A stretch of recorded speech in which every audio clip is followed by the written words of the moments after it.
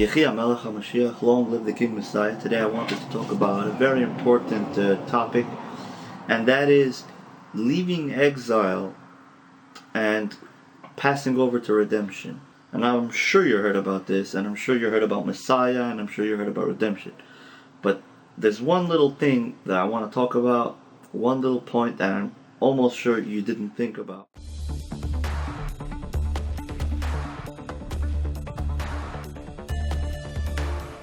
Let's look at Exile Redemption in an example of what's happening in American politics today. You have the Trump campaign and you have the anti-Trump campaign. But the anti-Trump and the Trump campaign, they're both playing into the same narrative. They're playing into the same storyline. These are trying to do this and these are trying to do that. But they're both in the same court. It's these guys against those guys. Leaving exile, everyone knows the story of Exodus when the Jewish people were enslaved in Egypt. Leaving exile is not fighting with Pharaoh. It's leaving Egypt. It's not fighting in the game. It's going away from the game and playing a different game. A game called redemption. A game. Why were the Jews leaving Egypt? They were going to Mount Sinai to get the Bible. Once they got the Bible, where were they going? They were going to Israel. Once they were in Israel, what did they want to do? They want to build a temple. Once they have the temple, what do they want to do? Crown him King Messiah. Okay, that was after the destruction. They needed a Messiah to save them from the destruction. But there was always a goal. And there's a goal of maintenance, maintaining the spiritual and refined situation that you acquire. But when you're in exile, your job is not to fight the darkness with sticks and stones. Your job is to find a way to turn on the light, which is a completely different thing in relation to the darkness. Darkness cannot be conquered with things that are related to the darkness itself. You have to bring in the light, and the darkness disappears automatically. Now,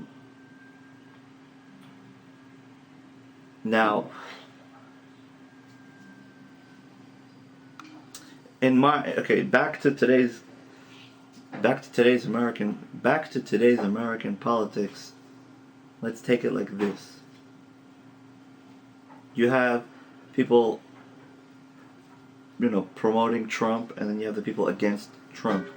But it's not about that. Obviously you have to have those who protect the good name of Trump, and it's very important, and it's the highest thing. It's higher than kingdom. It's higher than everything. A good name is very important to preserve. And it's very important to make sure that no one says lies about the president, and so on and so forth. But we're missing the point. This world belongs to God, and we're the creations of God in the world.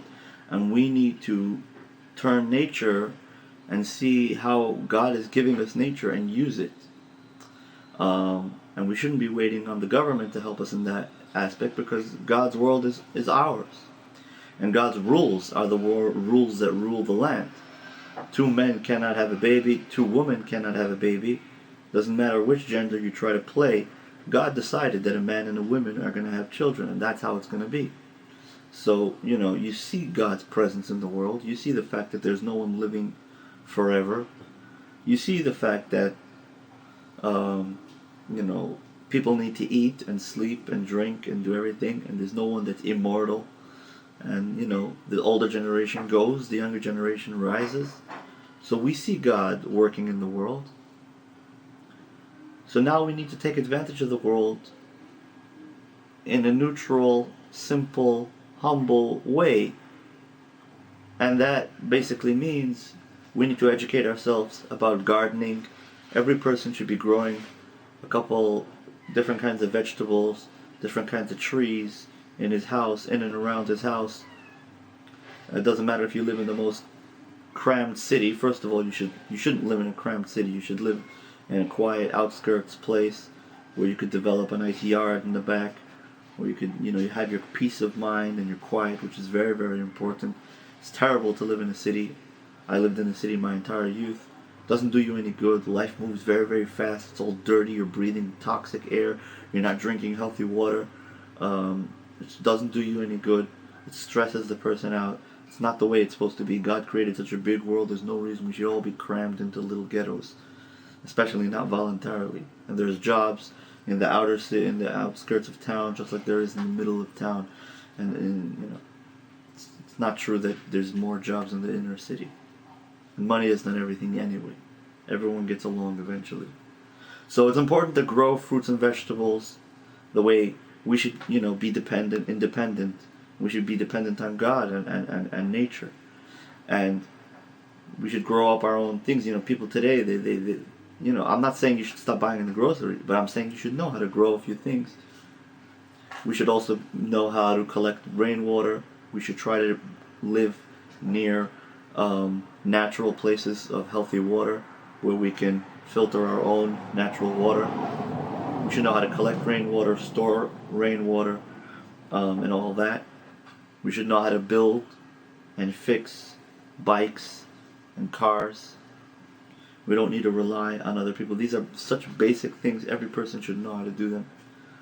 And then we should also know how the government works in our area. We should make sure that we have fair share representation in our area, so that if we have a problem with what the government is doing, we can explain it and have a voice. We should be involved in the politics in the area. We should make sure that our voice is heard and reckoned with. And once we have that power, we should try to push that our government should make that all land not being occupied belongs to the people automatically and is free. That's the most important rule. It doesn't make any sense that the government should take land and sell it for billions of dollars and millions of dollars and give housing permits to people. This whole thing is some nonsense.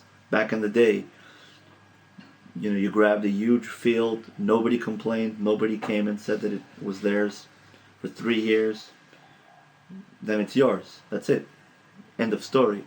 You don't have to go and fight with anyone. You don't have to go pay the government. The government's supposed to protect its people, not make money off them at every little turn. And if they're not protecting the people and they're just making it hard for us, then we don't want them. So they have to know their place. They're public servants. They serve us. And eventually, obviously, the fact that we're relying on God and we're looking at the world as our world, and we are investing in the world the way God saw fit to create the world, and we are taking responsibility for our lives, and we're not just waiting for a government handouts, which will pretty much make us reliant on them and halt our progress of growth in the physical and spiritual realms. So we need to be very lively, very involved in this world, and it's a lot simpler than you might think. And it's always important to have a goal. This is why I was talking about all these things are goals. They are missions. Leaving exile is about leaving. It's not about pro, anti, this, that. We love Trump because he's draining the swamp and he's doing a fabulous job. He's amazing and he gets all the support. And if someone else comes along and tries to help him drain the swamp, and if he lives up to what he claimed to do, good for him. If not, Trump supporters will drop him that same day that they see that he's not doing what he promised to do. Trump supporters have a brain, and there's a reason why they voted for him. It's not about him, it's about the job being done. He creates jobs, and you can also do a job. And that's what we're here about. That's what we're talking about. He's doing a fabulous job. He's putting the media in their place. Today, being ignorant is a choice. There's so much information out there. It's really up to you to decide if you want to be ignorant and stay that way and not talk and not be involved in discussion. It's pretty much up to you. Anyway, over now. Peace out, Yechi Hamelech, and we'll see you around.